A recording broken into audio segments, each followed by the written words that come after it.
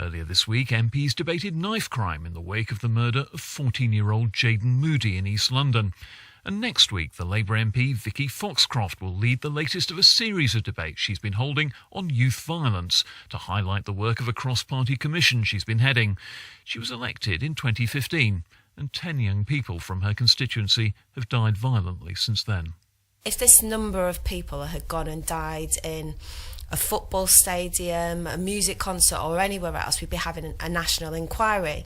So I was asking a load of questions in Parliament, and it was kind of pushed back to me. It needed to be academically backed up and it needed to be very much research-led, and that's the reason why we had produced this report. So what you seem to be doing here is raising almost section by section some of the recommendations of your report. I mean, next week you're going to be talking about the importance of the way schools handle exclusions. Yeah, what was absolutely key to us is that we made sure that we didn't have a report that's sat on a shelf, and that's what the debate is about on Monday.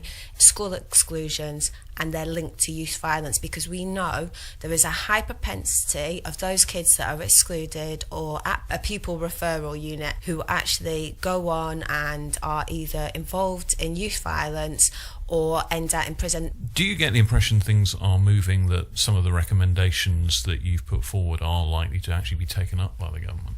Sometimes. So when the government launched their serious violence strategy, there was a lot of stuff within that we would have agreed with, but it's about investing the money in the right approaches.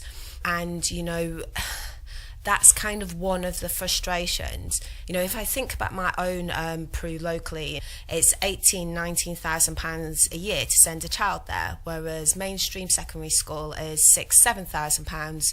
Indeed, to send a kid to private school is actually cheaper than sending them to the pupil referral unit. Perhaps if we invested some of that money earlier in terms of education, provided those counsellors, when we know so many kids that are Perus have mental health conditions, provided the teaching assistance that schools need, that kind of wraparound care and love when they need it most.